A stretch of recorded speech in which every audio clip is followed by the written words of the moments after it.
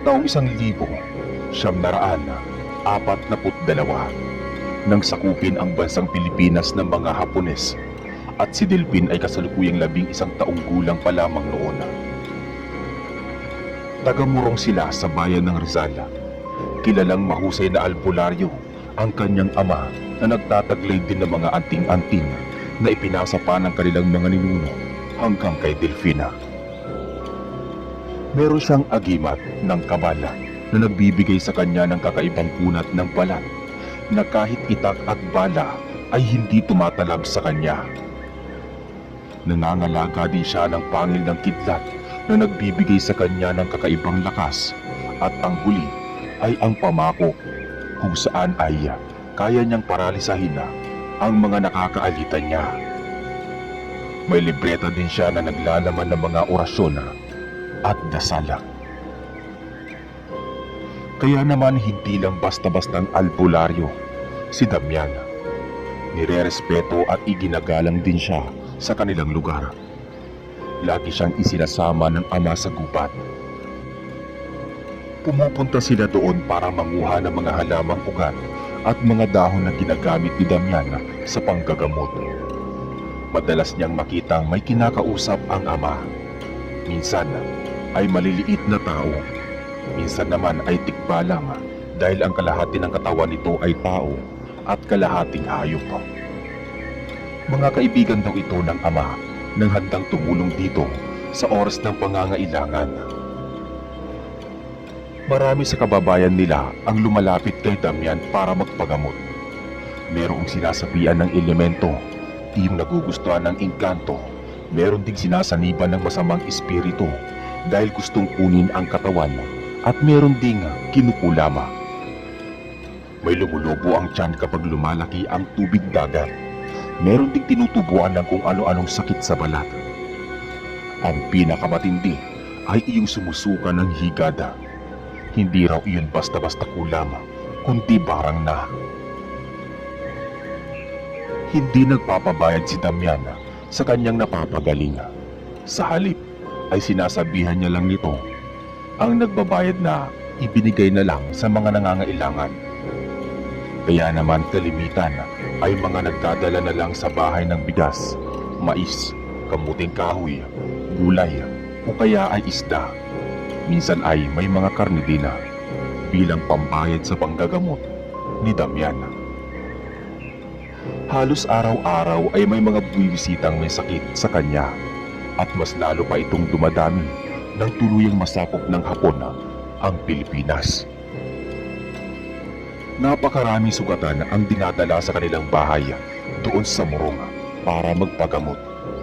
Kapag malala ay binibigyan lang ito ni Damian ng pangunang lunas, Pilipino man o Amerikanong kawal, bago ito dalhin sa doktora. Kaya ang nangyari ay napag-initan siya ng mga Hapon. Tinangka siyang dakpin ng mga dayuhan pero nanlaban ang albularyo at nagbanta. Nadadaan muna ang mga ito sa kanyang bangkay bago siya makuha.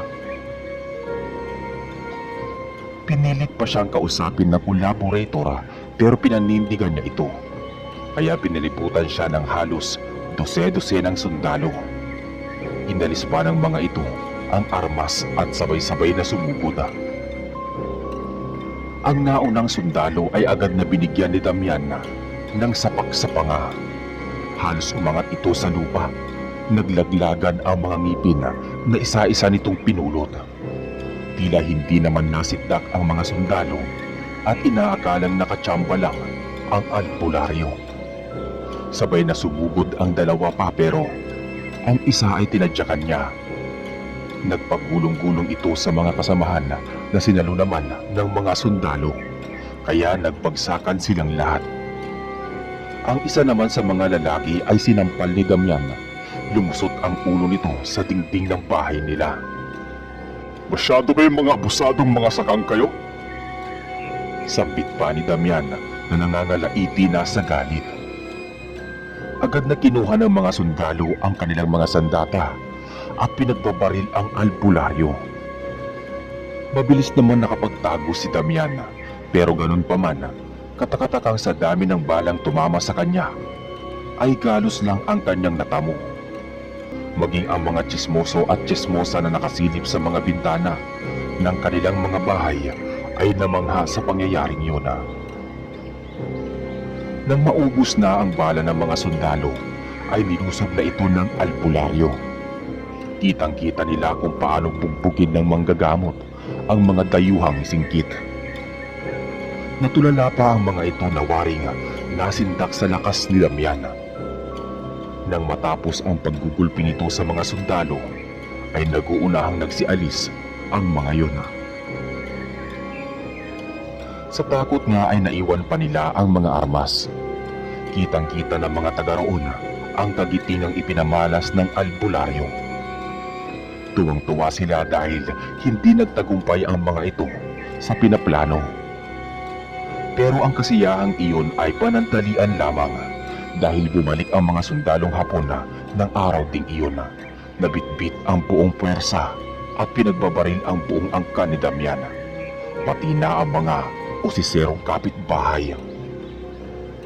Namatay ang kanyang asawa, pati ang kanyang magulang at mga kapatid. Bukod doon, ay tinutukan din nila ng baril si Delfina na tila ba sinasabing kapag hindi siya sumuko, ay pati ito ay mawawala. Ang mga kapitbahay naman ay wala ring magawa dahil hindi sila hinahayaang makialam ng mga sundalo para hindi daw sila madamay. Kaya napilitang sumuko itong si Damian. Punong-puno siya ng paghihinagpis sapagkat siya mismo ang naging dahilan kung bakit naubos ang kanyang pamilya. Pinagdusahan niya ito ng sobra. Dinakip siya ng mga Hapon. Itinali ang kanyang mga kamay at paa upang hindi siya makatakas. Kung tutuusin ay pwede siyang lumaban ng mga oras na yun, pero mas pinili niyang sumuko. Para saan pa pagkikipaglaban kung wala ka naman makitang dahilan? Aniya sa sarili na nagdadalamhati. Pagkatapos ay biniyahe si Damian kasama ng iba pang Pilipino at mga Amerikano sa Maraveles, Bataan. Doon ay ikinulong sila at pinahirapan ng husto. Hindi sila binibigyan ng pagkain at inumin. Nakaranas din sila ng mga torture at si Damian ay ni-Russian roulette, ngunit wala na siyang pakialam kung tumapat sa kanya ang bala. Ang ginawa niya ay inagaw niya ang revolver sa sundalong Hapon, saka tinutok sa kanyang ulo at kinalapit ang gatilyo. Pero takang-taka ito dahil hindi ito pumuputok sa kanya, gayong may isang bala pa ito. Nang itinesting naman ito ng sundalong Hapon sa kanyang sarili, ay kumalat ang utak nito sa sahiga. 2 beses pa lang nitong kinalapit ang gatilyo dahil sa nangyaring iyon ay mas lalong pinagmalupitan si Damian ng mga sundalo. Ipinabartuli na siya ngunit protektado naman siya ng kaibigang tikbalang. Nagmamakaawa ang albularyo na kung pwede, patayin na lang siya dahil wala na rin namang silbi ang kanyang buhay. Pero may narinig siyang tinig na nagsasabing nandyan pa ang anak niyang si Delfina. Kailangan niyang lumaban para sa anak. Doon lang tila nahimasmasan ang manggagamot. Pinilit niyang maging matatag para sa anak. Ang akala ni Damian ay tapos na ang kanilang kalbaryo dahil sinabi ng collaborator na dadalhin daw sila sa camp na nasa Tarlac noong April 9, 1942. Isa siya sa halos 70,000 Pilipino at Amerikano na pinagmamarcha mula Bataan hanggang San Fernando, Pampanga, na umabot pa sa Capas, Tarlac sa kainitan ng araw.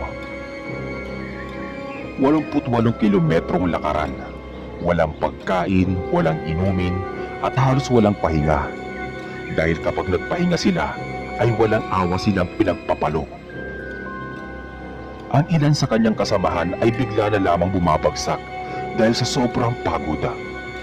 Sa gutom sa uhaw, kaya naman napilitan silang uminom sa impurnal. May inaatake sa puso at ang mga ito ay binabaril na lang sa ulo. O di kaya ay binabayoneta, pagkatapos ay iniiwanan na lang. Hindi pa doon natapos ang walang humpay nilang paglalakad dahil tumuloy pa sila ng 13 metro patungo naman sa Camp Otoniela. Marami ang mga tumakas na Pilipino at Amerikano pero karamihan sa mga yon ay nahuli at pinagpaparil ng mga sundalong Hapon. May ilan din namang sinuwerte at nakatakas. Lahat ng iyon ay nasaksihan ni Damian dahil isa siya sa mga tumakas sa mga sundalong Hapon. May araw din kayo mga hayop kayo, sambit ni Damian habang nakakubli sa bato at pinapanood ang mga kasamahan.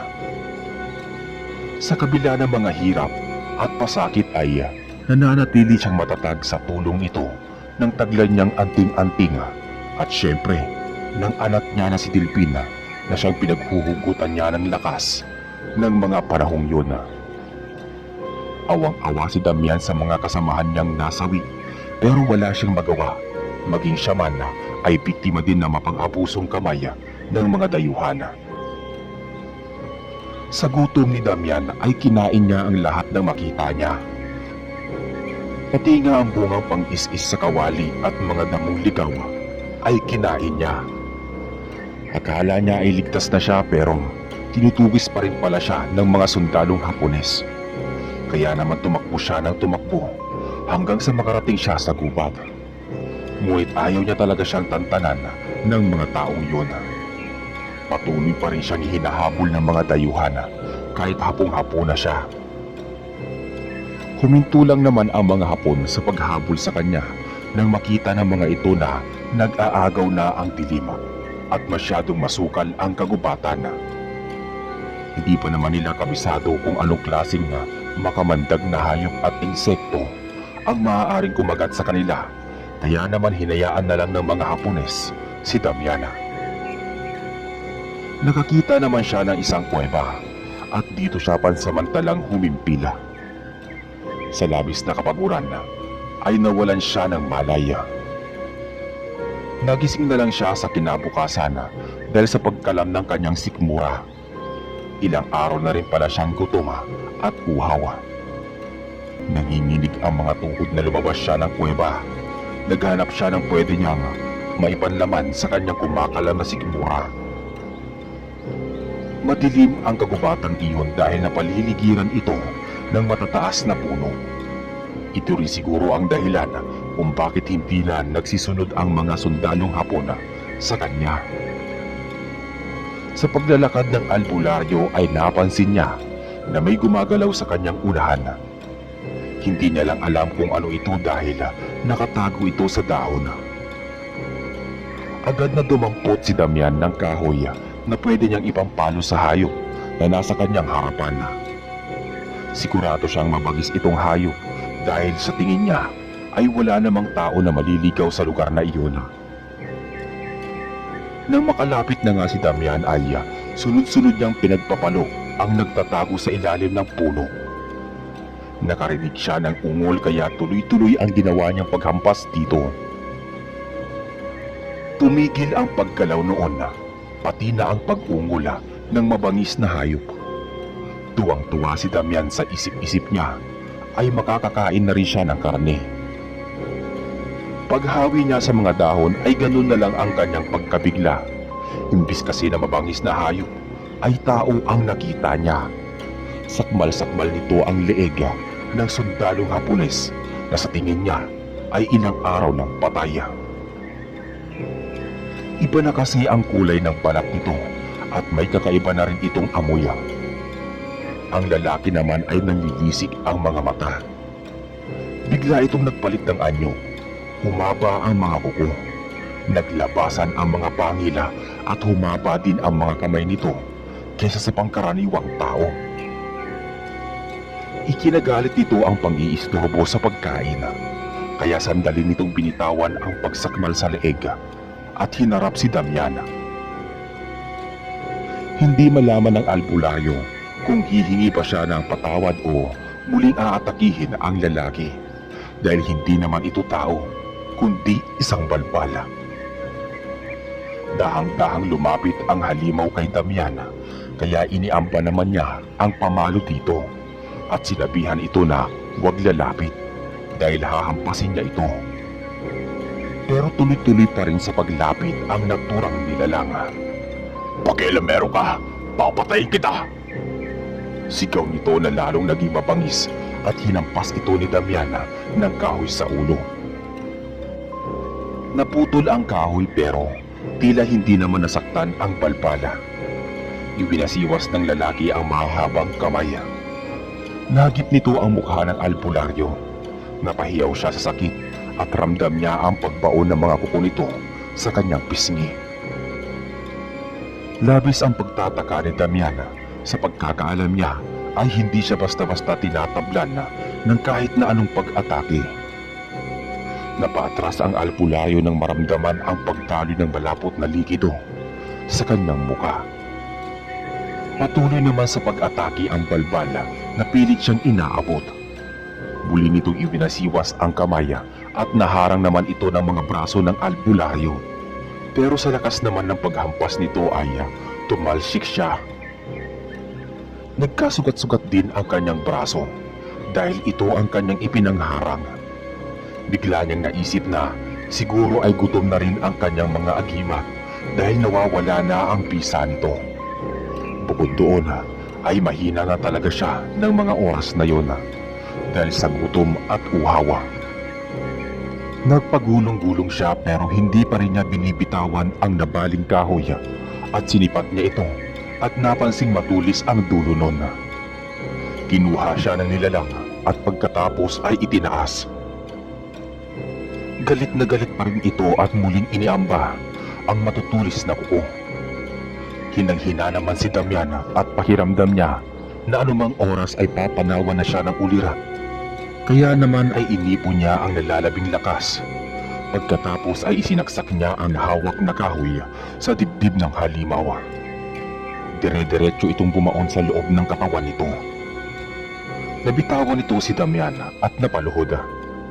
Hawak-hawak ang matulis na kahoy at inalis pero hindi na nito nagawa hanggang sa tuluyan na rin itong bumagsak sa lupa. "Hayop kang halimaw ka! Pati ba naman ako? Gusto mong kainin? Ako nga itong gutom na gutom."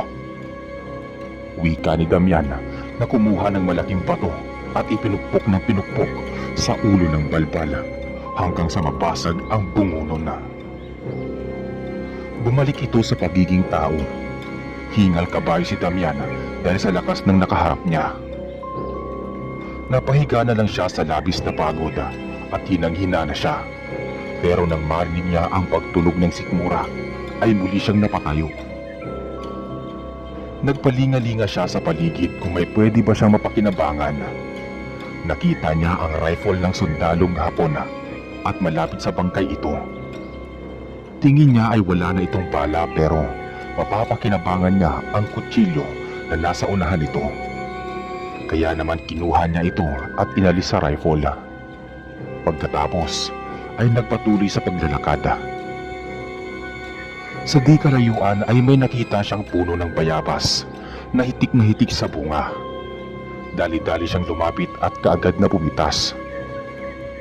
Pagkakainin Damian ng bunga nun ay napaluha na lang siya.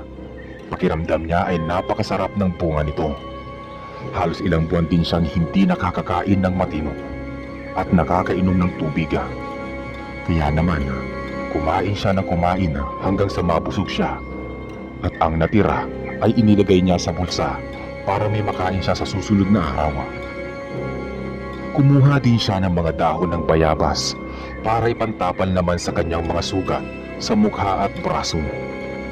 Nakakita din siya ng halamang ugat na pwedeng ihalo sa inumin.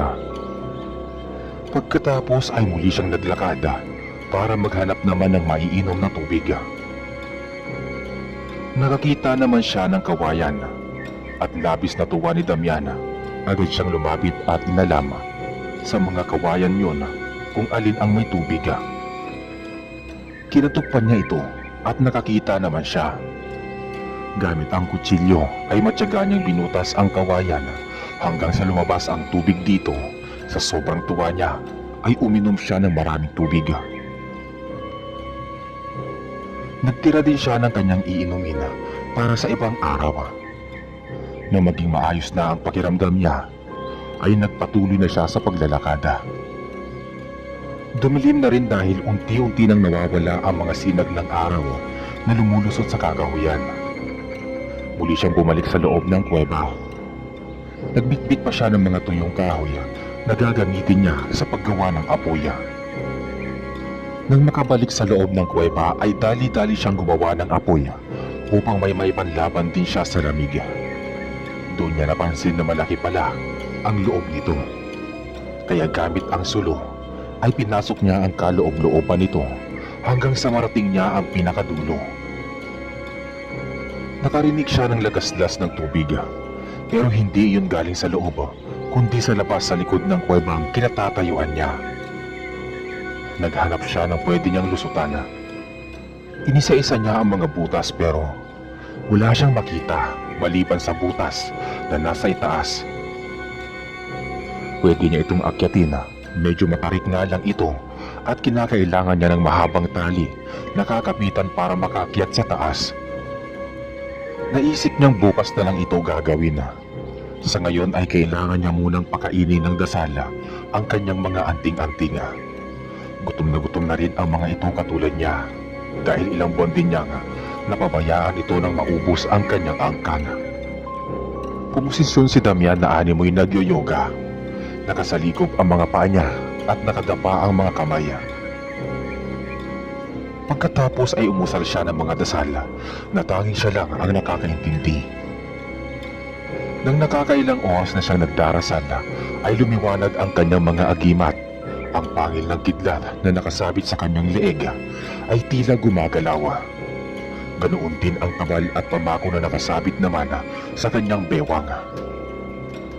Nang matapos ang kanyang pagdarasal ay saka siya natulog sa isang malapad na bato. Nakatulong ang apoy upang mabawasan ang ginawa na kanyang nararamdaman.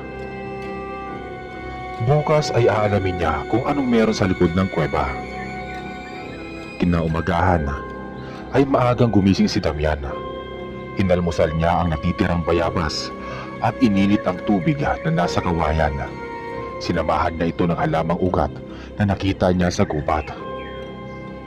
Ito ang ginawa niyang tsaa. Pagkalmusal ay lumabas na siya ng kuweba para humanap ng mga baging na pwede niyang magamit para maakyat sa kabila ang kuweba na yon. Medyo may kataasan din kasi ito. Nakakita naman siya sa di kalayuan. Inipon niya ito at pinagdikit-dikit para mas tumibay, saka siya bumalik sa loob. Ikinapos niya ang kanyang bewang.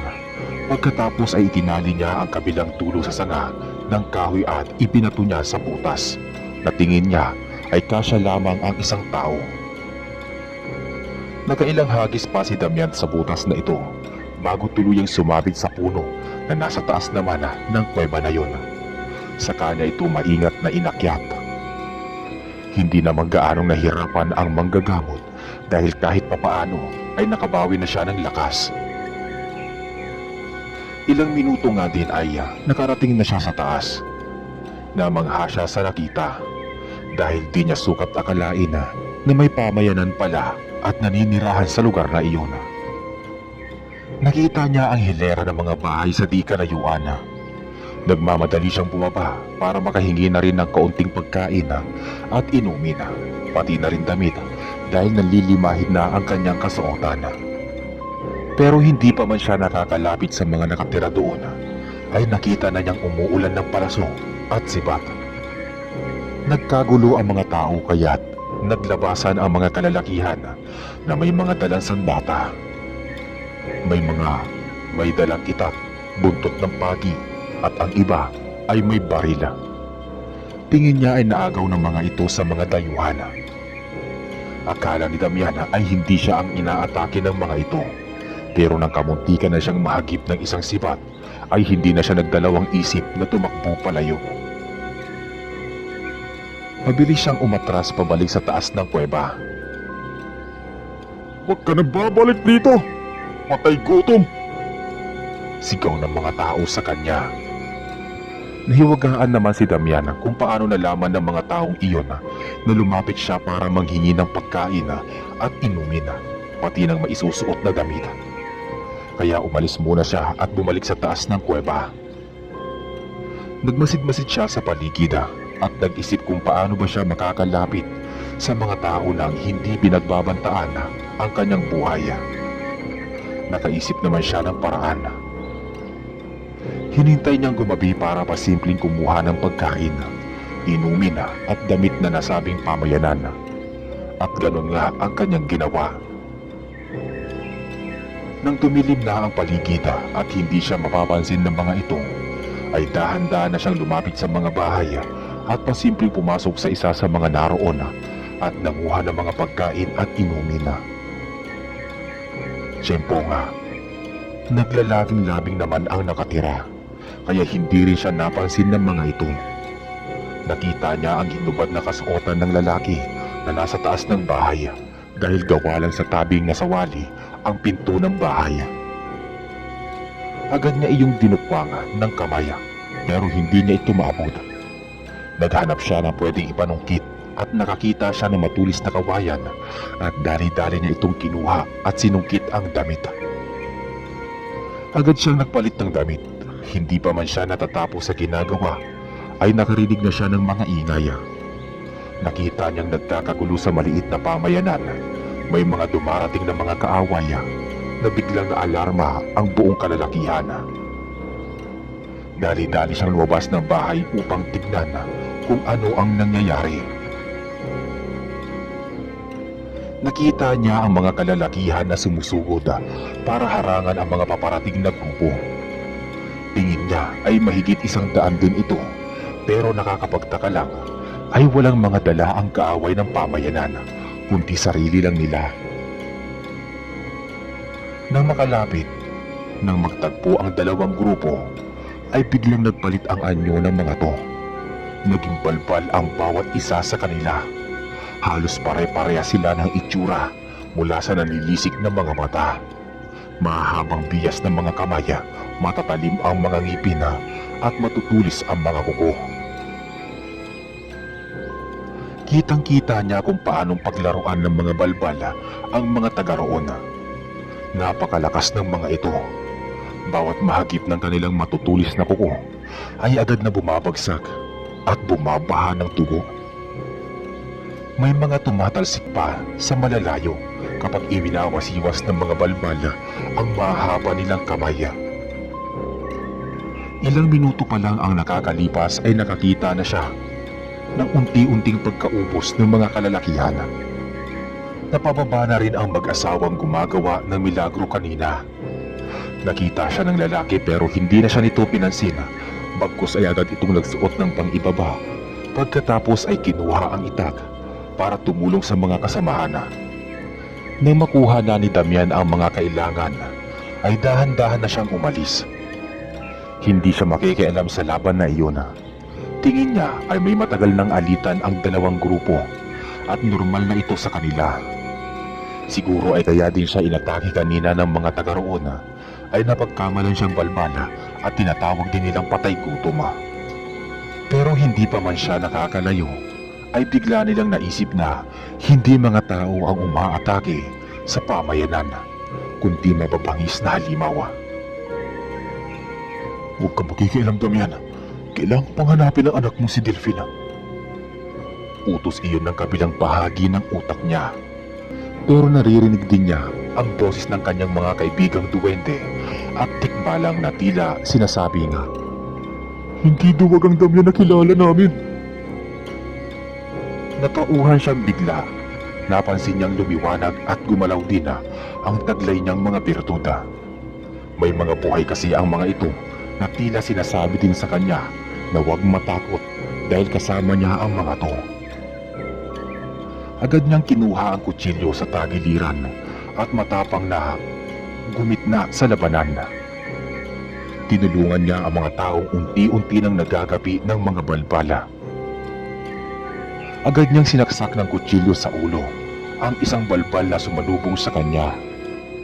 Agad na bumagsak ang balbal na iyon. Bumalik ito sa pagiging tao.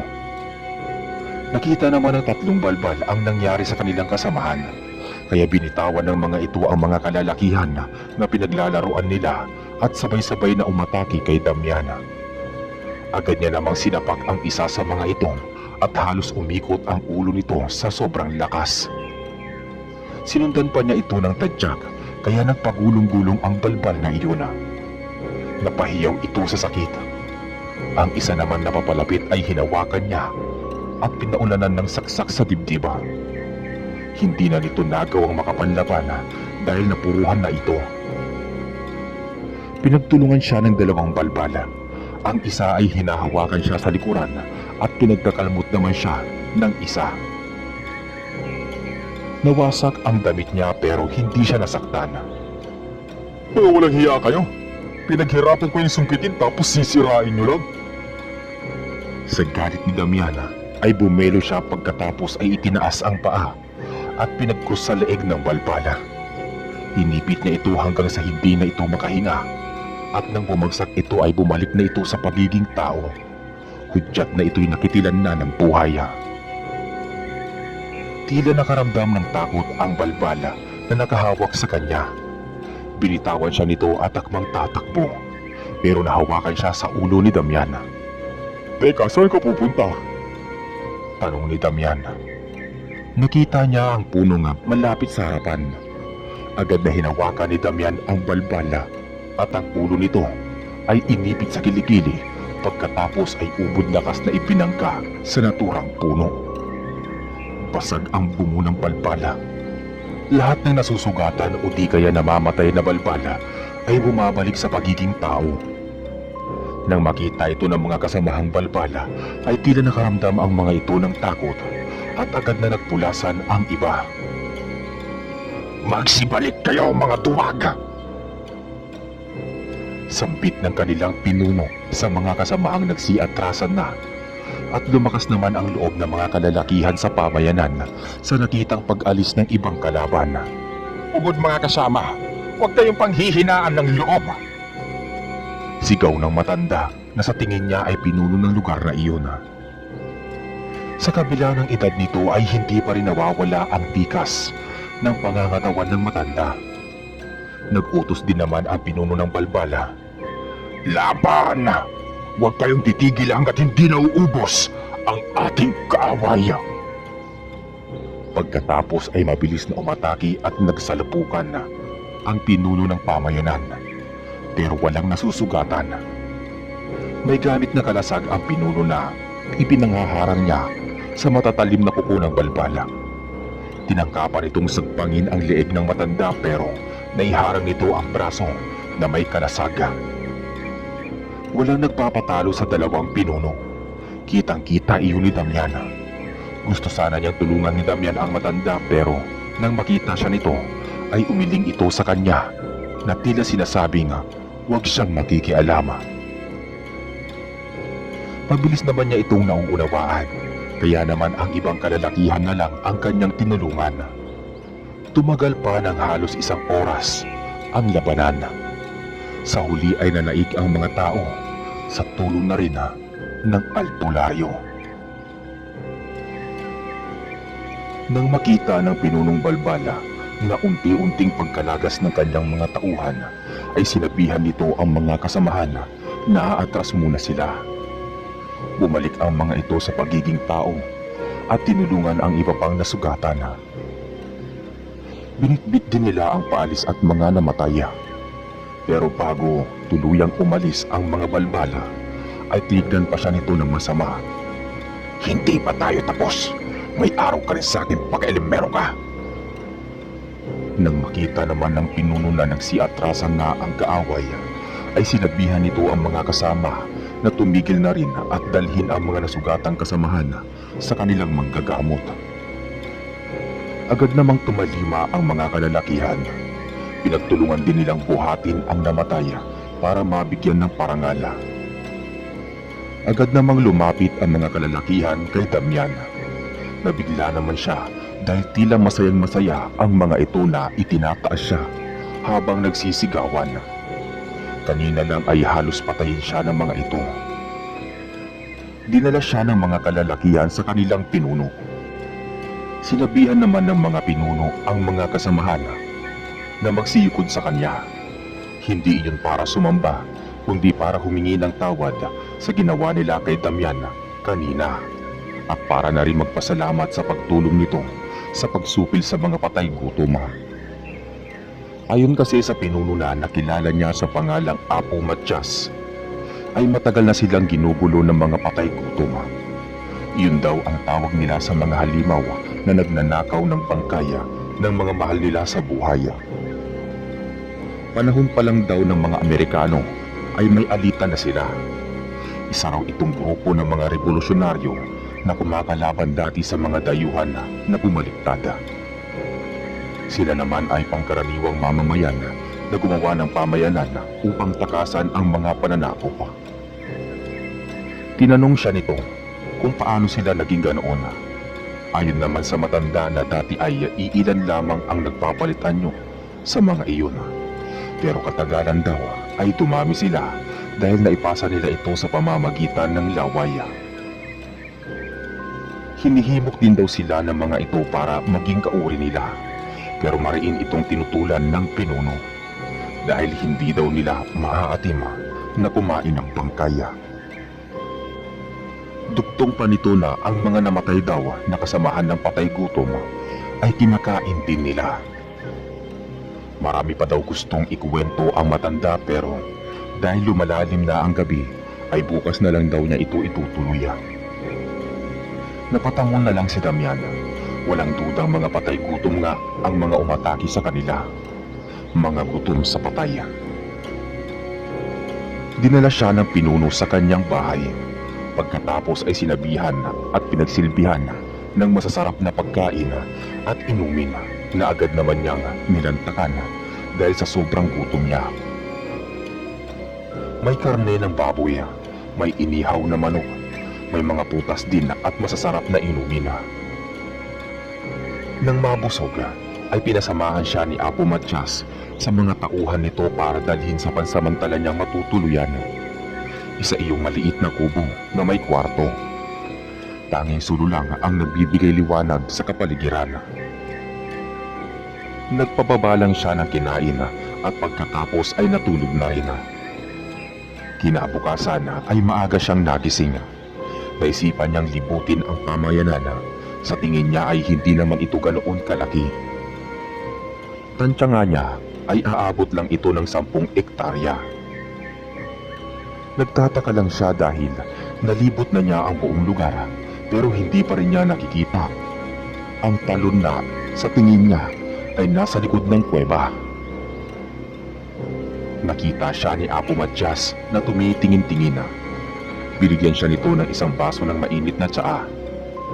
Saka ito nagkwento at simple lang daw ang buhay nila dito. Ang mga kababaihan ay nag-aasikaso sa bahay, habang ang mga kalalakihan ay nagtatanim o di kaya ay nangangaso sa bubad. Bagamat mahirap daw ang buhay sa kanilang lugar, ay kontento na sila dito. Kahit papaano ay malaya daw sila sa pagmamalupit ng mga Amerikano. Sinabi naman ni Damian sa matanda na matapos na ang pananakop ng mga puti, pinalitan na ito ng mga singkit na dihama na mas malupit at mas marahas. Tumango-tango naman ang matanda. Ayon pa dito, ay hindi naman siguro mangangahas ang mga ito na pumunta sa kanilang lugar dahil sa takot na maligaw sila sa gubat. Maya-maya pa ay may lumapit kay Apo Matias at sinabing nakahanda na raw ang almusala. Inaya na rin ito si Damian para kumain na. Nang makapag-almusal sila, ay nilibot pa siya ni Apo Matias sa paligid ng pamayanan. Ipinakita sa kanya nito ang isang maliit na butas na tinatakpan lamang ng bato. Tingin niya ay isa iyong kuweba sa ilalim ng lupa. Pumasok sila at bumungad sa kanya ang isang mataas na talon. Walang dudang ito ang talon na kanyang naririnig mula sa loob ng kuweba. Sa kabilang bahagi naman ng talon ay may mga kwadradong kahon na gawa sa kahoy. Iyon daw ang labi ng mga yumao nilang kaanak. Itinatago daw nila ito para hindi makita ng mga patay gutom. Ipinakita rin ni Apo Matyas ang likod ng talon. Isa pala itong malawak na espasyo. Pakiramdam ni Damian ay nasa kabilang mundo siya. Iyon daw ang lihim na taguan nila kung sakaling dumating sa kanilang pamayanan ang mga mananakop o di kaya ay matalo sila sa mga patay gutom. Napatango na lang si Damian hanggang ngayon ay hindi pa rin siya makapaniwala. Umiiral pala ang mga ganoong lugar. Paglabas nila sa kuweba ay dinala din siya ng pinuno sa isang malaking bahay kung saan ay ginagamot ang mga sugatan at may sakit. Nakita niya ang kakulangan ng mga manggagamot sa kaalaman sa herbal sa gamot at mga halamang ugat, kaya tinuruan niya ang mga to. Hindi naman makapaniwala si Apo Matyas na isa siyang mahusay na albularyo. Agad nagpakuha si Damian ng mga dahon at ugat, pati na rin na baging na ginagamit niya sa panggagamot. Sa tingin naman ng mga albularyo doon ay simple lang din naman ang ginagawa niya. Ang hindi alam ng mga ito ay ginagamitan niya ito ng dasal at orasyon kahit na nga ang pangkaraniwang tubig. Kaya naman mas nagiging mabisa ito kapag pinapainom sa may sakit. Natuwa ang pinuno sa husay niyang manggamot. Sinabihan siya nito na pwede siyang manatili sa lugar na iyon hanggat gusto niya. Di niya raw po problemahin ang pagkain at inumin dahil sila na ang bahala doon. Sinabihan naman ni Damian na kailangan pa niyang hanapin ang nawawala niyang anak, kaya kailangan din niyang umalis sa lalong madaling panahon. Hindi naman siya pinigilan ng matanda pero nakiusap ito sa kanya na kung maaari ay manatili muna siya doon kahit isang buwan pa. Dahil nararamdaman daw ni Apo Matyas na anumang araw ay muling sasalakay ang mga patay gutom. Hindi daw basta-basta sumusuko ang mga yun. Tumango naman si Damian. Hindi niya rin naman mahindian ang pinuno. Sinabi na lang niya dito na hindi niya lilisanin ang lugar hanggat hindi tuluyang napupuksa ang mga balbala. Napangiti naman ang matanda. Tinapik siya nito sa balikat at nagpaalam na marami pa raw siyang gagawin. Alam naman iyon ni Damian dahil ito ang pinuno ng lugar na yun.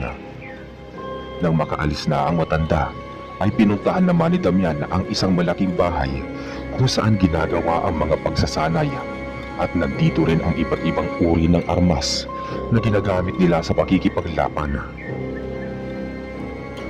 May buntot pagi, may sibag at palaso. Meron ding mahahabang itag. Pinag-aralan na rin nilang gumawa ng mga rifle na katulad ng sa mga Amerikano ng mga pistola. Napahanga si Damian sa husay ng mga ito. Mga dalawa pa lang ang nagagawa nilang revolvera. Ang isa ay ginagamit ng pinuno at ang isa naman ay ginagamit ng pinakamatapang nilang kasamahan. Gagawa pa raw sila ng isa pa para kay Damian dahil sa tulong daw niya ay napatras nila ang patay gutom at bilang pasasalamat daw ay bibigyan siya ng mga ito ng bagong armas at itak. Pati ng buntot pagi. Hintayin niya lang daw ito at gagawin pa nila. Tuwang-tuwa naman si Damian. Magagamit niya ito sa pagliligtas sa kanyang anak na si Delfina na hawak ng mga Hapon. Nanatili pa si Damian ng ilang linggo dito at tinuruan niya ng kanyang nalalaman ang mga manggagamot. Natuwa naman ang mga ito dahil marami silang natututunan. Isang araw ay kinausap niya ang pinuno para magpaalam na kinabukasan at sa tingin kasi niya ay hindi na muling lulusob ang mga patay gutom. Kaya naman nagdesisyon siyang umalis na. Habang lumilipas daw kasi ang panahon, ay mas lumiliit ang tsansang makita niya ang kanyang anak na si Delfina. Hindi naman siya pinigilan ni Apo Matyas at sinabing mag-ingat siya sa paglabas ng kagubatan. Ibinigay na rin sa kanya ng mga taga roon ang ipinangako nilang itak, pistola at buntot pagi. May pabaon din silang pagkain at inumin pati ng mga damit. Nagpasalamat si Damian dahil sa pagtanggap ng mga ito sa kanya sa maikling panahon. Ipinangako niyang kapag nakita niya si Delfina ay muli silang babalik sa lugar na iyon dahil wala na rin naman siyang uuwian. Mahigit na 4 na oras din siyang naglakad palabas ng gubat. Tago rin ang lugar na iyon. Habang naglalakad siya ay nasa isip pa rin niya ang kanyang anak. Hindi niya napansin na sa paglabas niya ng gubat ay may mga nakapantay na mga sundalong Hapon. Binabantayan nila ang lugar dahil dito daw nagtatago ang mga komunistang kumakalaban sa Japanese Imperial Army. Agad nilang pinaputukan si Damian. Hindi naman niya ito napansin. Kaya naman nasapul agad siya. Mabuti na lang at sa braso lang ito at tumaplis at hindi rin ito tumalaba. Binawian ni Damian ang mga ito gamit ang kanyang itak at inataki ang grupo ng mga Hapon. Binunot niya ang itak na bagong gawa pati na ang kanyang pistola. Sabay-sabay rin namang umatake ang mga tatlo sa mga Hapon. Inasinta nila si Damian gamit ang mga bayoneta. Nagpaputok din sila ng malapitan pero ng mga isang dipa na lang ang pagitan nila at ni Damian ay bigla silang natigilan. Tila ipinako sila sa kanilang kinatatayuan kaya hindi sila nakalapit pa. Muling naalala ni Damian ang ginawang pagmamalupit ng mga Hapones sa kanyang mga kasamahan noong siya ay ikinulong, pati na ang pagpaslang ng mga ito sa kanyang pamilya. Mga hayop kayo, uubusin ko kayong lahat, sigaw ni Damian. Ibinasiwas niya sa leeg ang itak sa mga ito. Ang isa naman ay pinaputukan niya sa noo. May sinaksak din siya sa dibdib. 3 agad ang pumulagta. Ang isa ay gumulong-gulong pa ang ulo sa lupa. Nang makita ito ng 5 kasamahan ng sundalo, ay sumugod na rin ang 4. Ang isa ay nagradyo pa sa mga kasamahan para humingi ng dagdag na backup. Pinuputukan ito ni Damian, 10 ito sa sintido at ang 4 ay sabay-sabay na nagpaputok din. Tinatamaan si Damian at napapatras siya. Ramdam din niya ang sakit dahil sa dami ng balang tumatama sa kanya at hindi naman ito bumabaon sa kanyang katawan dahil sa taglay niyang kabala ay nararamdaman pa rin niya kahit papaano ang sakit. Pinaputukan niya ang mga ito ngunit hindi naman niya tinatamaan. Papalapit na ang mga sundalo at inuumang ang bayoneta. Wala na siyang panahong maglagay ng bala sa revolver kaya naman hinugot niya ang buntot pagi at pinaghampas ang mga dayuhan. Ang isa ay pinuluputan niya ng buntot pagi sa loob pagkatapos ay hinila papalapit sa kanya. Tinadyakan niya ito ng upod lakas sa mukha. Halos humiwalay ang mukha nito sa lakas ng kanyang pagkakasipa. May 3 sundalo pa na umatake. Nag-iba-iba pa sila ng direksyon para malito si Damian kung sinong uunahin. Tinaga niya sa ulo ang nasa unahan. Ang nasa gilid naman ay binigwasan niya sa sikmura. Napaluhod ito sa harapan niya. Ang nasa likod naman ay sinaksak siya. Pumihit si Damian kaya tumama ito sa kanyang balikat. Agad naman itong hinugot ng sundalo at muling inasinta ang manggagamot sa dibdiba. Umabanti pa paunahan ang sundalo para mas maibaon ang bayoneta pero nahawakan na ito ni Damian at napaatras siya at napasandal sa isang puno. Nakangisi ang sundalong Hapon habang hawak pa rin ang kanyang barila na nakatutok sa dibdiba. Pinipigilan ito ni Damian upang hindi bumaona. Ang Hapon naman ay nilagyan ng mga bala ang armas. Pinagplano nitong paputukan sa dibdiba ang albularyo. Ibinasiwas naman ni Damian ang itak pero hindi nito maabot ang dayuhana. Nagsalita ang Hapones pero hindi naman niya maintindihan. Nang mailagay na nito ang bala sa barila ay muli pa itong nagsalita. Sayonara! Pinaputok ang armas. Umalingaw-ngaw ang putok at bagsak si Damian.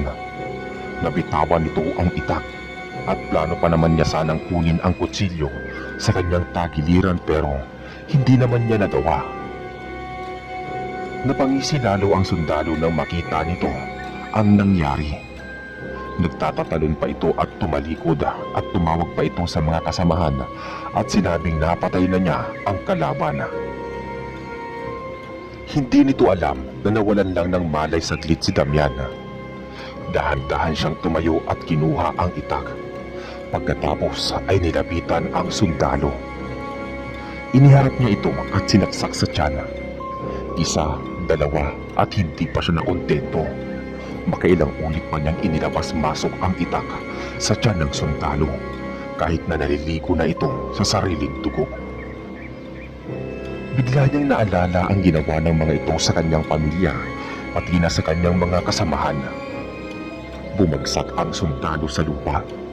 Dilat ang mata nito sa tindi ng dinanas. Ipinunas pa ni Damian ang kanyang itak sa uniforme ng sundalo. Saka niya kinuha ang mga gamit at naglakada. Hindi niya alam kung saan siya magsisimulang maghanap sa kanyang anak. Naglakad siya ng naglakada. Papalubog na ang araw noon. Nakita niyang bantay sarado pa rin ang mga daan. Kaya naman ingat na ingat siya sa mga pagkilos. Sa di kalayuan ay may nakita siyang malaking bahay na may 2 palapag. Dahan-dahan siyang lumapit doon at nang mapansin niya ang mga papalapit na mga sundalo na nagroronda dito sa paligid ng kabahayan, agad siyang nagkubli sa likod ng puno at umikot-ikot para di siya makita. Nang nakatalikod naman ang mga ito, ay agad niyang sinunggapan ang isa at hinawakan sa bibig upang hindi makapag-ingay. Pagkatapos ay ibinagsak sa lupa at saka sinakal sa leeg mula sa likuran gamit ang kanyang mga bisig. Mga ilang segundo lang ay nagkikikisay na ito. Hinila niya ito at isinandal sa likod ng puno. Kinuha niya ang uniforme nito at isinuot. Saka siya pumasok sa malaking bahay. Sa unang palapag ay nakita niya ang mga sundalong nag-iinuman at kumakain ng masarap na pagkain. Sa ikalawang palapag naman ay may 5 kwarto na may nakapilang mga sundalo. Nakapila din siya sa mga sundalo upang alamin kung ano ang nasa loob nito.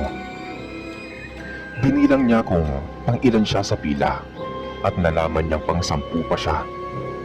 May mga sundalo pa ngang humahabol galing sa baba ng malaking bahay. Makalipas ang mahigit 1 oras ay siya na ang susunod. Nanginginig siyang pumasok sa loob. Medyo madilim ang ilaw kaya hindi niya maaninag ang loob. May naririnig siyang boses ng babae. Tila umiiyak ito dahil sa pagsinghot.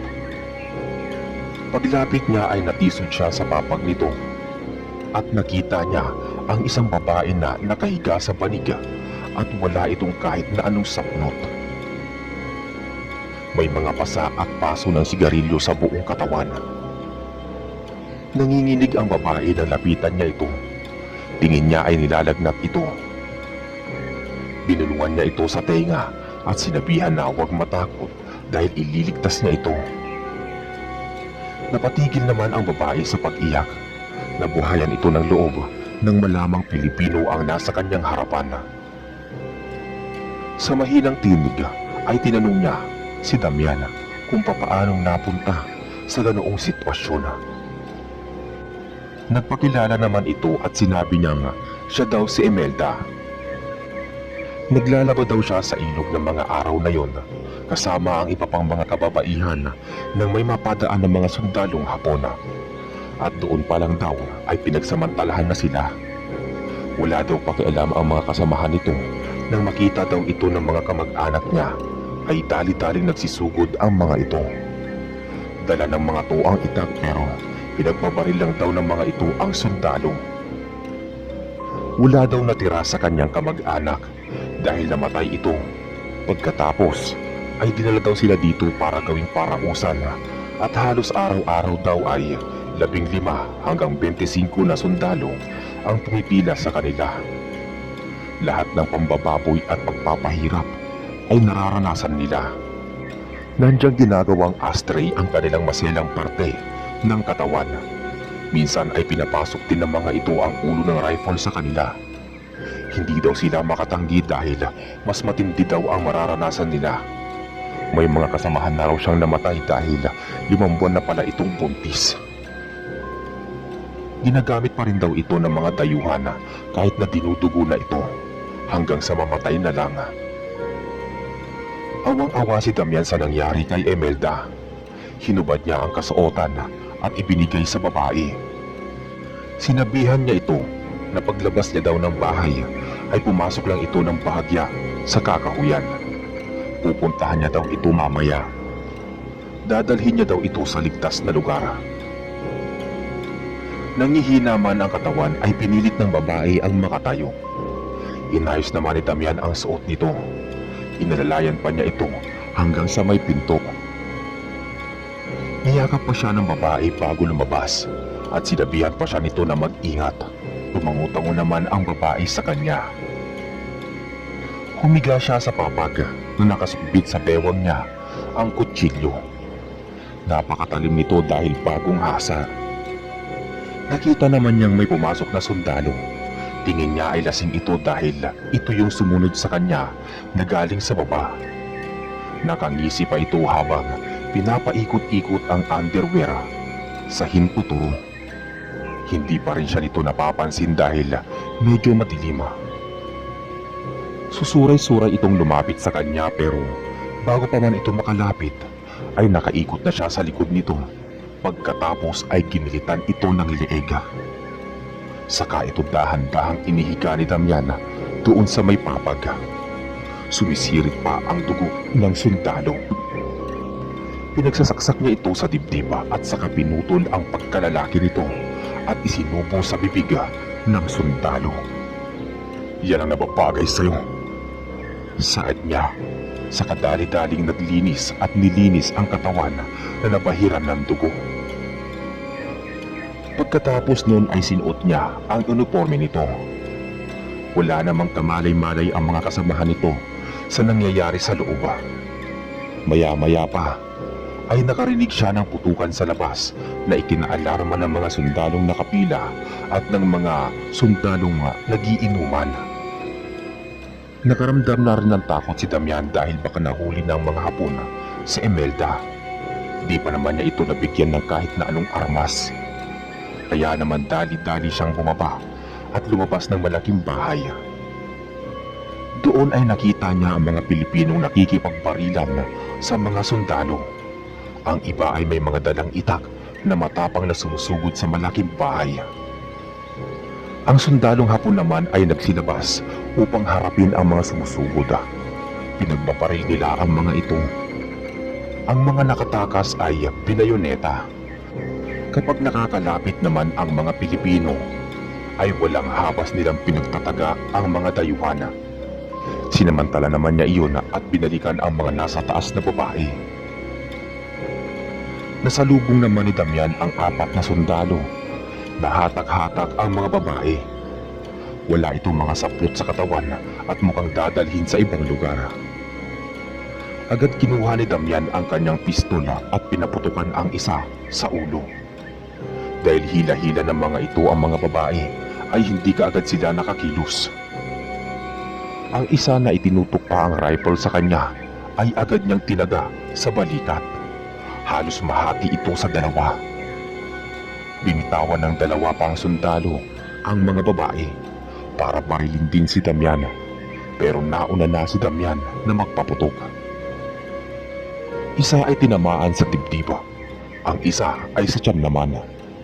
Sa kanya pinaghampas ng buntot pagi ang mga sundalo. Nang nakahandusay na ang mga sundalo ay hinubad niya ang kasuotan ng mga ito at saka ibinigay sa mga kababaihan. Saktong pagpasok din ng mga Pilipino. Napagkamalan pa nga silang sundalong Hapon at akmang tutugisin pero nang magsalita si Damian ay natigilan ang mga to. Hindi iyon inaasahan ng mga sundalong Hapon, kaya naman naubos sila nang hindi nila namamalayan. Nalaman ni Damian na mga revolusyonaryong Pilipino pala iyon na napadaan sa lugar nang makaengkwentro ng mga ito ang mga sundalo. Dito ay nakita nila ang malaking bahay at nalaman nilang ito pala ay concentration camp kung saan inaabuso nila ang mga kababaihang nabibihag nila at tinatawag na comfort women. Nakilala niya ang pinuno na nagngangalang Ka Amado. Sinabihan nito ang mga kasamahan na kunin lahat ng armas ng mga dayuhan, gamutin ang mga sugatang kasamahan at ilibing ang mga namatay. Kanya-kanyang kilos ang mga to. Naitanong ni Damian kung may alam ba sila kung saan dinadala ang mga batang nabibihag ng mga sundalo. Hindi naman ito alam ng pinuno pero nakahuli sila ng 2 Pilipino collaborator at ito ang tinanong nila. Ayon naman sa mga ito ay may isa pa daw na concentration camp na malapit sa kanila at kung hindi sila nagkakamali ay mga bata ang bihag doon. Dahil ito ang ginagawa nilang mga alipin at tagasilbi sa kanilang mga pinuno. Itinuro pa nito ang direksyon kung saan ito nakatayo. Mga 2 oras lang daw na lakaran ay mararating na ito. Nang marinig ito ng mga pinuno ay napatango na lang ito.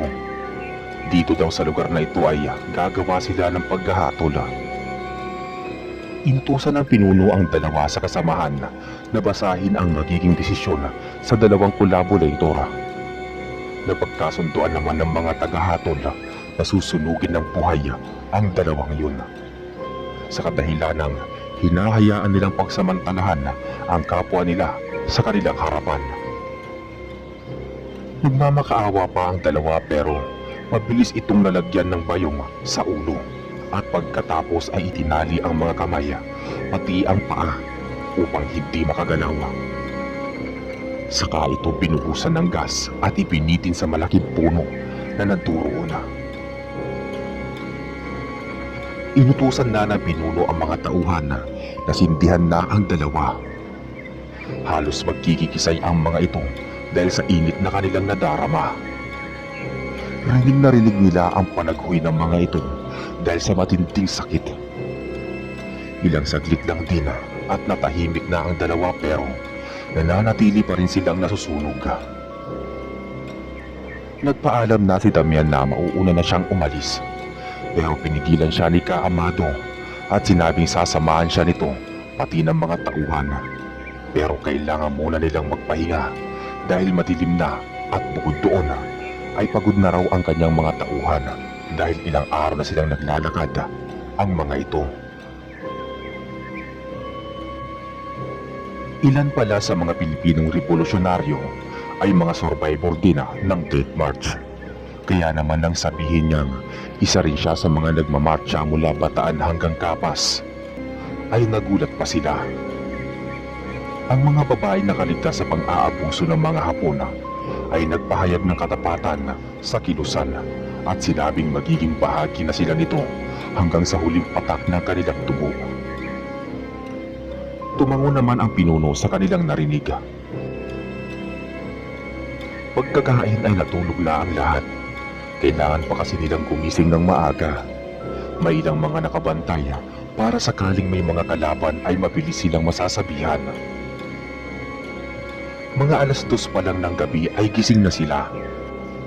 Sinabihan silang lahat na magsihanda na dahil meron daw na 5 honor type jeep na sasakyan ang mga dayuhan. Ang ginawa nila ay isinuot ang mga uniforme ng mga sundalong Hapon. Nilagyan lang nila ito ng palatandaan na ikis na flag ng Hapon para madali nilang makilala kung sino ang kalaban. Lagpas 100 din ang mga Pilipinong revolusyonaryo na kasama nila. Ang hindi nagkasya sa honor ay nagboluntaring maglakad na lang pero sinabi ng pinuno na magsasalit-salitan sa pagsakaya para daw makapagpahinga din at sumang-ayon naman ang lahat. Mga 1.5 oras lang ay narating na nila ang concentration camp. Isa ring malaking bahay na may 3 palapag.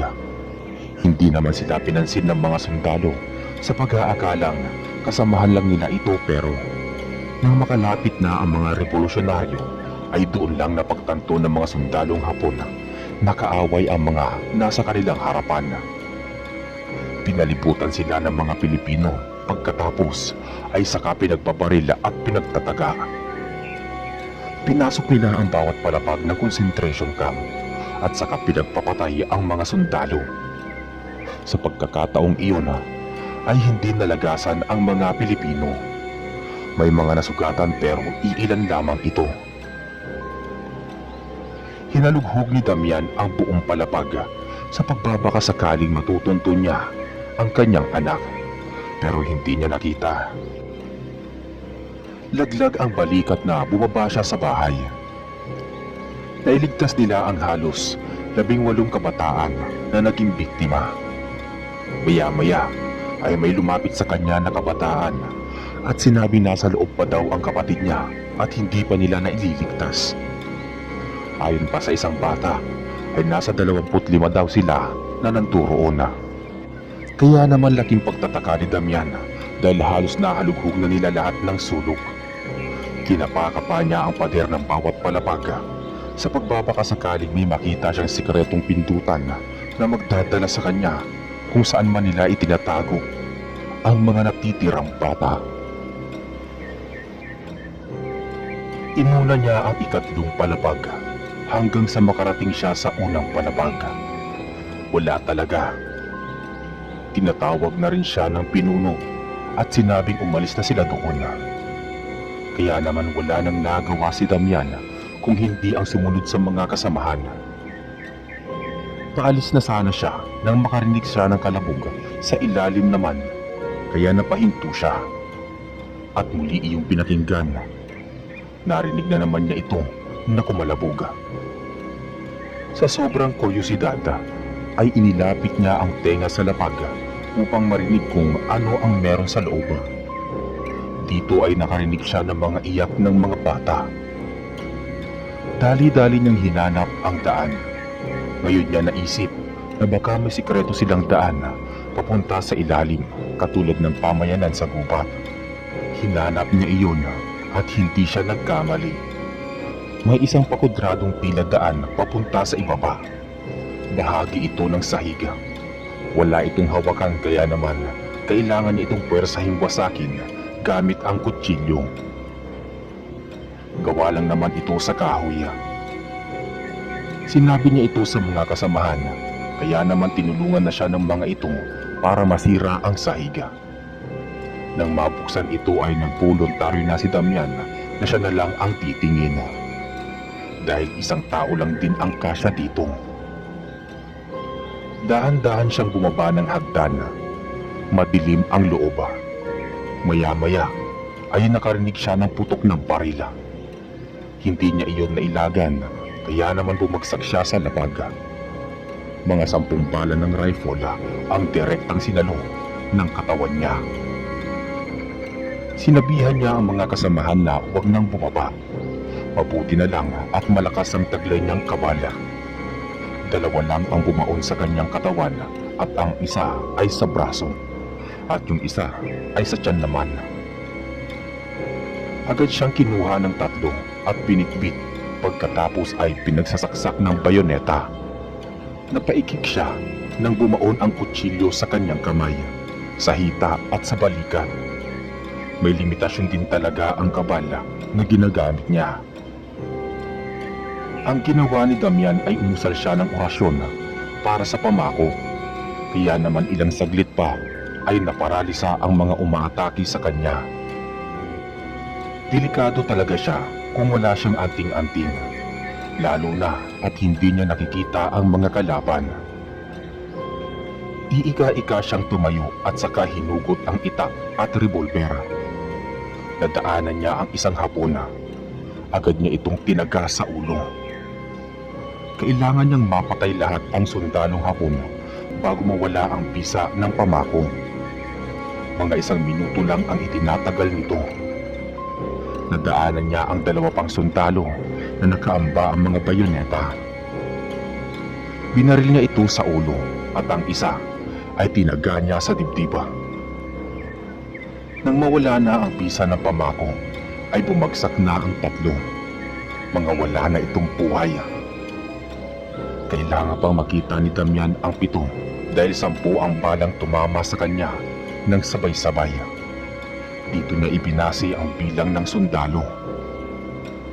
Pakapakapa pa rin siya sa pader nang walang ano-ano ay may umatake sa kanya. Sinaksak siya sa dibdib habang ang isa ay sa hita. Kaya naman muli siyang bumagsak. Puta!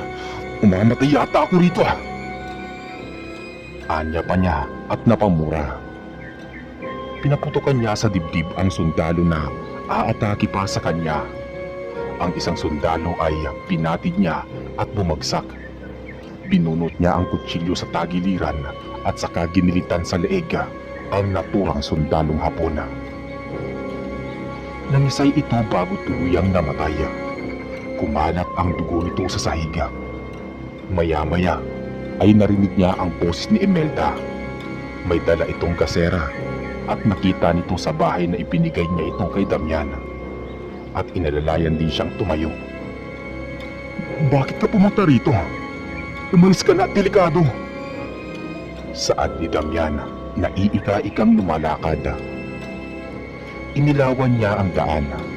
Pinulot naman ni Imelda ang isang baril at itinutok sa daan na matapatan ng ilaw. Maya-maya ay narinig niya ang sigaw ng mga bata na nakakulong pala sa isang lugar. Pero sa likod ng mga ito ay may 5 sundalo na nakatutok ang mga barila sa ulo ng mga bata. Napaiyak si Damian nang makitang ang isa sa mga bata ay walang iba kundi ang kanyang anak na si Delfina. Itay, tulungan mo kami! Sigaw nito nang makilala ang ama. Tumigil ka! Kapag lumapit ka, sige, mamamatay itong anak mo! Sigaw ng isa sa mga Pilipinong nakabantay sa mga bata. Na sinang-ayunan ng isa pang Pilipino na walang dudang mga kolaboratora. Nakasuot din ito na pang sundalo. Kinausap nito ang 3 sundalo at sinabing anak ng lalaking nasa harap nila ang isa sa mga bihaga. Tumangutangulang naman ang mga Hapon. Maya-maya ay kinausap siya ng 2 collaborator at sinabi ng mga ito na pakakawalan daw nila ang anak ni Damian pero umalis na daw sila at huwag nang tangkain na iligtas pa ang iba. Umiling-iling naman si Damian at sinabing wala sila sa posisyon dahil napapaliputan na sila ng mga revolusyonaryong Pilipino. Hindi nga nagtagal at bumaba na rin si Kaamado kasama ang iba pa. Nang makita ito ng 2 collaborator ay dali-dali nilang binuksan ang kulungan at pinakawalan ang mga bata. Agad namang sinalubong ni Damian ang anak na si Delfina. Niyakap niya ito ng mahigpit at nagtagal sila sa ganoong posisyon. Humingi rin ng tawad si Damian sa kanyang anak dahil sa nangyari dito at sa kanilang pamilya. Ang ibang mga bata naman ay pinalabas na ng pinuno at pinasamahan sa sasakyan. Hindi naman nagustuhan ng 2 Hapon ang ginawa ng 2 collaborator kaya galit na galit ang mga ito. Pagkatapos ay pinagbabaril nila ang 2 at saka pinagsasaksak ng bayoneta. Nakatutok naman ang mga rifle ng mga kawal na Pilipino at inabangan lang ang susunod na gagawin ng mga sundalo. Pero minisian lang sila ng mga ito at maya-maya ay hindi na nila inaasahan ang gagawin ng 3. Umupo ang mga sundalo na nakakrus ang mga binti. Pagkatapos ay hinugot ang mga kutsilyo at isinaksak sa kanilang mga dibdiba. Sabay-sabay na bumagsak ang 3 sundalong Hapon na mas pinili pang mamatay kaysa sa masawi sa mga revolusyonaryo. Lumabas na ang pinuno pati ang iba pa. Sa likod nila ay ang magkakasabay naman na si Damian, Delfina at Imelda. Huminto pa saglit si Damian at naghingi ng dahon ng bayabas kay Delfina upang ipantapan lang sa kanyang sugat. Hinihintay lang sila na sumakay ng pinuno pero tumanggi siya at sinabing dediretso sila sa loob ng gubat dahil may kaibigan pa siyang tutulungan doon. Tumango naman ang pinuno. Tutuloy na daw sila sa Camp Otoniel upang iligtas ang mga detenidong Pilipino at Amerikano. Si Imelda naman ay nagpaalam na sa mga kasamahan at nagsabing sasama na lang din kay Damian dahil katulad nito ay wala na rin itong uuwian. Pero sinabi naman ng mga ito na magkikita pa rin sila. Tinapik naman ni Damian sa balikat si Ka-Amado at sinabing sana ay magtagumpay sila sa kanilang makabayang misyon. Hindi naman nabahala si Damian dahil may suot pa silang uniforme ng mga tayuhan. Umalis na ang mga revolusyonaryo. Ang mag-ama at si Imelda naman ay nagumpisa na rin maglakad. Malayo-layo ang kanilang pupuntahan pero wala na iyon kay Damian dahil kasama na niya ang kanyang anak. Nang makarating sila sa lumang concentration camp, agad niyang hinanap ang mga gamit niya. Nagpalit sila ng damit ni Imelda. May mga tubig at pagkain naman sa malaking bahay na yun. Nang malamanan ang sikmura, ay saka sila nagpatuloy sa paglalakad papasok sa gubat. 4 na oras ang lakaran na naman ang ginawa nila. Maghahapon na nang makarating sila sa pamayanan. Nagulat pa si Damian dahil sunog ang mga kubo ng mga nakatira dito. Bukod doon ay walang katao-tao silang nakita.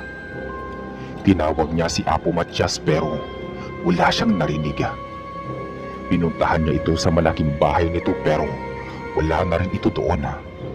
Hanggang sa bigla niyang maisip ang hideout ng mga to.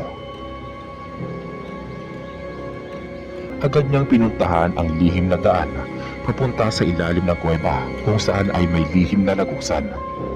May nakabantay na 2 lalaki sa kabila ng mga sugat ay nakatayo pa rin sa bukana ng kuweba. Medyo madilim kaya hindi kaagad siya nakilala ng mga to. Hindi nga siya nagkamali. Nandito ang ilan sa mga naninirahan sa pamayanan. May mga sukatang kalalakihan. Nagulat pa nga ang mga ito sa biglaan nilang pagsulpot. Sinabi naman ni Damian na dito na sila mananatili. Tinanong niya rin sa mga kalalakihan kung ano ang nangyari. Ayon sa mga ito, ay nilusob sila ng mga patay gutom kinagabihan nang siya ay umalis. Sinunog daw ng mga ito ang kanilang mga kabahayan at pinalo ang kanilang hukbo dahil mas marami ang mga ito. Marami daw namatay sa kanilang mga kasamahan, kasama ang kanilang pinuno na sugatan din. Iilan lang daw silang nakatakas at mga sugatan pa. Sinabi naman ni Damian na papawiin nila ang pinuno at ang mga kasamahan. Tumango naman ang mga ito. May isang nakatakas na mandirigma na nagsabing alam niya ang hideout ng mga patay gutom o mga palpal na aswang. Tumango naman si Damian at sinabihan ang mga kalalakihan na kaya pang kumilos na samahan siya sa gubat para makahanap ng mga halamang gamot at mga ugat na magagamit niya para mapabilis ang paghilom ng mga sugat nila. Kailangan din nilang maghanap ng pagkain. Sumama naman ang mga lalaki at naghanap sila ng mga halamang ugat at dahon na sinasabi ni Damian, maging ng mga pagkain. Nakatsyempo din sila ng baboy ramo. Nang makita nila ang kinakailangan, ay dali-dali silang bumalik sa sekretong hideout at ginamot ang mga sugatan. Pati kasi ang mga manggagamot ng pamayanan ay inatake din ng mga balbala. Sa tulong ni Imelda at ng iba pang mga kababaihan na naroon, ay nabigyan nila ng lunas ang mga sugatan. Pagkatapos ay nagluto ng sapaw si Imelda para sa mga may sakit.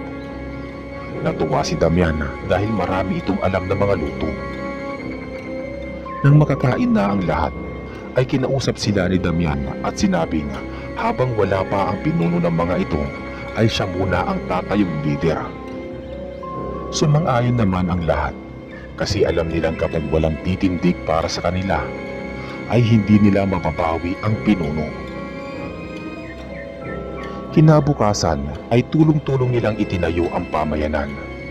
Sinimulan nilang muling magtayo ng mga kubo upang may maganit sila. Gumawa din sila ng mga sandata na panlaban nila. Sa pagkakataong din iyon ay naisip ni Damian na gumawa ng mga bitag sa buong paligid ng pamayanan upang kahit papaano ay mabawasan nila ang mga umaataking mga patay gutom.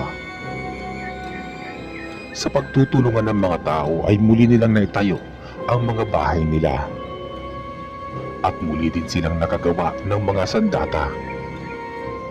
Nailagay na rin nila ang mga bitag. Nang gabing iyon ay hindi pa sila natulog sa mga bahay-bahay nila. Ginawa lang nila iyon para maingganyo ulit ang mga patay gutom na lumapit dito. May nakabantay din sa itaas ng puno na siyang magsasabi sa lahat kapag umaatake na ang kanilang kalaban. Hindi nga nagkamali si Damian dahil ng gabi ring iyon ay muling umatake ang mga balbala. May nakapagtimbre kasi dito na nakatayo naman ang mga kubo, kaya't buong pwersa silang lumapit sa bahay para ito ay sunugin. Ngunit isa iyong malaking pagkakamali dahil hindi nila namalayan na unti-unting nauubos ang mga kasamahan nila. Mayroong bigla na lang bumubulagta at may mga nakatusok na sibat sa dibdib. Ang iba ay kinain ng lupa. Meron ding nagbagsakan ng malalaking troso ni kinasawi ng mga ito. Hindi lang iyon dahil nang malapit na sila sa mga kubo ay umulan ng mga sibat na may mga apoy. Galit na galit ang pinuno dahil nangalahati agad ang kanyang mga tauhan. "Magsiatas kayo! Napapaligiran tayo ng mga kalaban!" Sambit ng pinuno ng mga balbala. Nagpalit anyo sila, hindi para makipaglaban, kundi para tumakas. Binuhat nila ang mga nasawing mga kasamahan. Nagsisilbi din kasi nila itong pagkain. Natuwa naman ang mga kasama ni Damian. Napatras nila ang mga patay gutom nang hindi man lang sila nalalagasan. Muling inilatag ni Damian ang susunod na plano. Atakihin nila ang mga patay gutom pagsikat ng araw. Ipinahanda ni Damian ang mga sandata na inilubog nila sa asin at bawang. Pati ang mga buntot pagi ay nilubog din nila dito.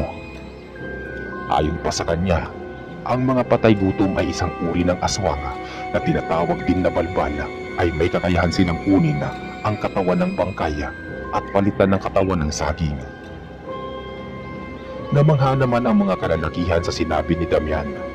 Sinabihan niya ang lahat na matulog ng maaga upang may lakas bukas. Ibuhos daw nila ang lahat ng lakas sa huling laban na gagawin nila. Uupusin nila ang lahi ng mga kalaban. Sumang-ayon naman sila. Pagkakain ng hapunan ay nagsitulog na ang mga tao. Nang gabi ring iyon ay muling pinakain ng orasyon ni Damian ang kanyang mga anting-anting. Katulad ng ginagawa niya dati-rati, pagkatapos ng orasyon ay tila may mga buhay na gumagalaw-galaw ang mga ito habang nagliliwanag. Humingi din siya ng tulong sa kaibigang tikbalang at duwende na samahan sa huling laban na iyon. Kinabukasan ay maaga silang gumising at inihanda ang mga sandatang gagamitin. Maging ang mga kababaihan ay sumama na rin at umawak ng mga armas, pati na si Imelda.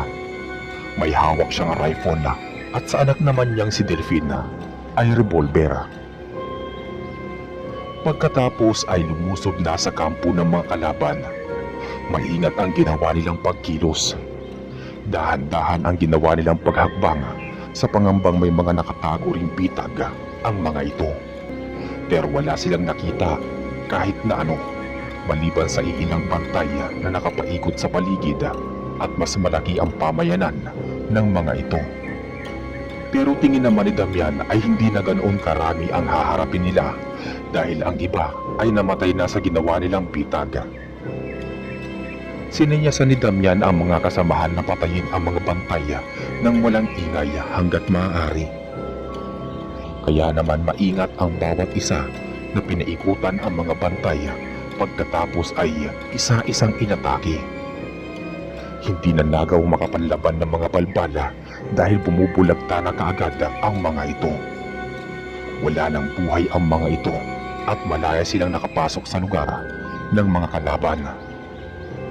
Inutusan niya ang mga kasamahan na pasukin ang mga kabahayan at patayin lahat ng nakatira doon. Si Damian ay pinuntahan ang pinakamalaking bahay. Sarado lahat ang bintana nito, pati na ang pinto. Walang pagpipilian ang mga manggagamot, kundi pwersahang pumasok sa loob. Malaki ang bahay na iyon na mayroong pang ikalawang palapag. Hindi pa man siya nakakailang hakbang, ay may umatake na kaagad sa kanya na isang balbala. Nagniningas ang mga mata nito, matutulis ang mga kuko at matatalim ang mga paa nila. Agad siya nitong dinamba at sinakbal sa leeg. Hinayaan lang naman niya ito. Hinugot niya ang kutsilyo na ibinabad niya sa asin at bawang pagkatapos ay isinaksak sa leeg ng naturang nilalang. Napaatras ito at bumalik sa pagiging tao. Maya-maya ay nagsisigaw na ito sa sobrang sakit dahil tila asidong sinusunog ang balat nito. Kinuha ni Damian ang itak at tinagpas ang leeg ng nilalang. Nagpagulong-gulong ang ulo ng balbala. Maya-maya ay may bumaba pa na 4 na balbala. Galit na galit ito sa ginawa ni Damian. Pinalapit pa niya ang mga 4 na nagpalit din ng anyo. Iniikutan siya ng mga ito at ang isa ay nasa likod at ang isa naman ay nasa harap. Meron din sa magkabila ang gilid. Sabay na nagsilusob ang 4 na nilalang. Ang ginawa ni Damian ay pinaikot niya ang buntot pagi sa ere. Tinamaan naman ang isa sa pisngi at bigla itong napatras. Napasigaw ito sa sobrang sakit. Nahiwa ang balat nito sa muka at nasunog. Sinabihan ng balbal ang mga kasamahan na huwag magpapatama sa dala nitong buntot pagi. Muli silang umatake ng sabay-sabay. Muli rin namang pinaikot ni Damian sa ere ang kanyang sandata. Inihanda din niya ang itak sa mga makakalusot sa buntot pagi niya. Ang ginawa ng mga balbal ay padapa nilang sinugod si Damian. Wala namang nagawa si Damian kundi atakihin ang nasa unahan niya at tinagaan niya ito sa ulo, pero bago pa ito tamaan ay nakatras na ito. Iyon ang hinihintay ng 3. Hinawakan siya sa kamay at 2 paa. Hinayaan lang naman ito ni Damian upang atakihin siya ng isa sa mga balbala. May naisip siyang plano.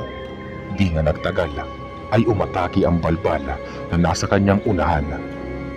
Nang malapit na ito, ay inipon niya ng buo ang kanyang lakas at pinag-umpog ang 3. Bagsak ang 3 balbala. Dali-dali niyang kinuha ang itak at tinagpas ang kamay ng balbal na nakahawak sa kanyang paa. Napasigaw ito sa sobrang sakit at mabilis na umatras. Hindi nito namalayan na nakahiwalay na ang mga kamay nito. Bumalik ito sa pagiging tao. Hindi pa naman nakakabawi ang 3 balbala ay sinaksak niya sa dibdib ang nasa unahan, saka ito binigwasan at bumalik ito sa pagiging tao habang naghihingalo. Tatakbo pa sana ang isa pero mabilis niya itong napuluputan ng buntot pagi pagkatapos ay binalibag sa padera. Bumalik din ito sa pagiging tao, hinang-hinana ng husto. Nagawang tumakbo ng pinakahuli. Hinugot ni Damian ang itak at sinundan ito sa ikalawang palapaga. Doon ay nakita niya ang pinuno na nakaupo sa hapagkainan, kasama ang 2 nitong alalay na nabahag ang buntot. May kung anong nakalagay sa lamesa. mga laman loob, atay, puso, pati ang utak ng isang tao. Meron ding mga karne. Nakangisi pa ito sa kanya habang nilalantakan ang atay. Kinuha ni Damian ang kutsilyo sa tagiliran at inasinta ang balbal na wala ng mga kamay. Hindi nito naiwasan ang kutsilyo. Sapol ito sa noo at bumulagta sa tabi ng pinuno nila. Baliwala naman ito sa pinuno at ngingisi-ngisi pa. Alam mo ba kung kaninong katawan ang nasa ibabaw ng aking hapagkainan? Nakakalokong tanong nito kay Damian. Alam na niya ang sasabihin nito at hindi niya iyon paniniwalaan dahil bangkay lang ang kinakain nila. Maliban na lang siguro kung patay na si Apo Matyas. Tinaga ni Damian ang nakaupong pinuno. Mabilis naman itong nakaalis at nagpalit ng anyo. Ito naman ang umatake kay Damian. Mas mabilis itong kumilos kaysa sa pangkaraniwang balbala. Kaya pala malaki ang respeto ni Apo Matyas dito dahil sa lakas nito. Sinuntok nito si Damian.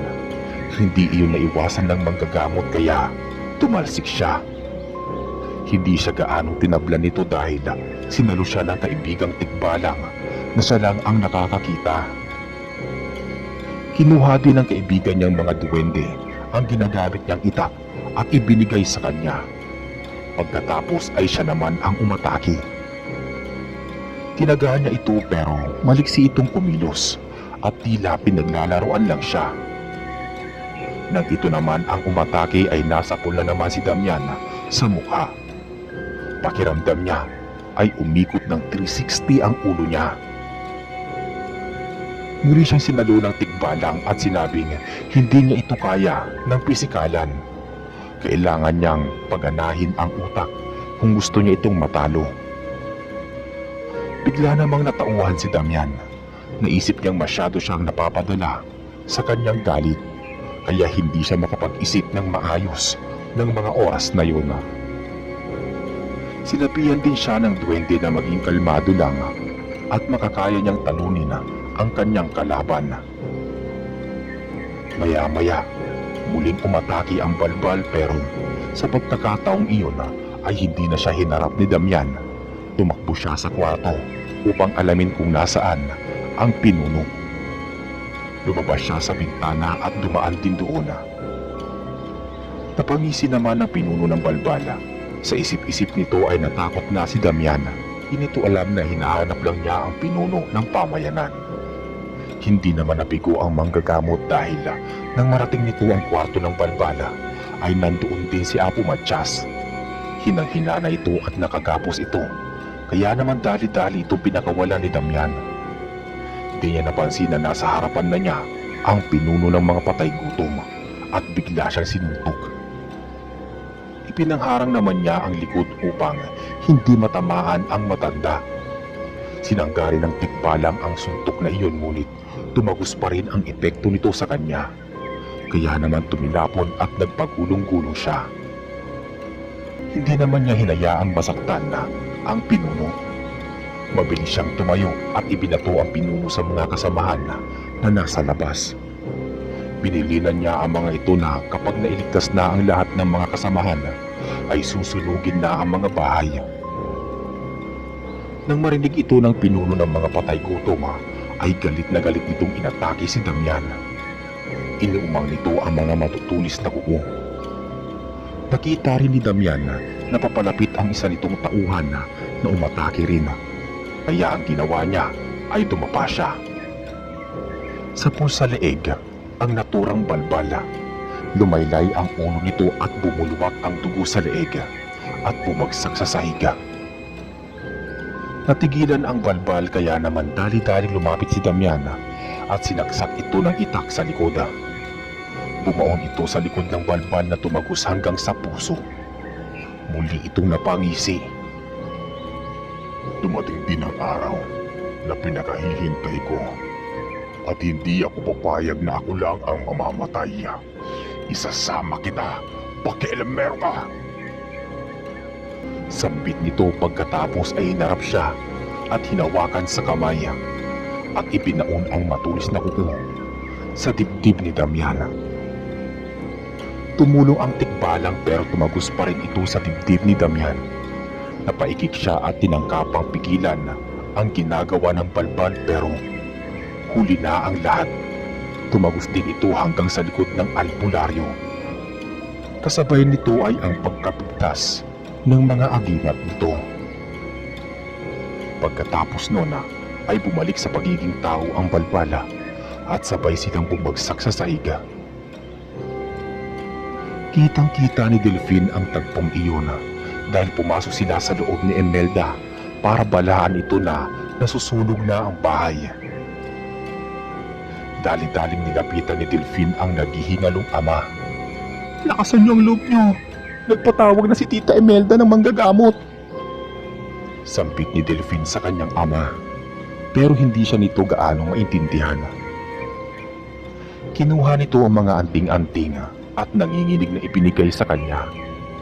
Sumusuka ito ng dugo at kasunod nun ay ang paglitaw ng maliliit na libreta.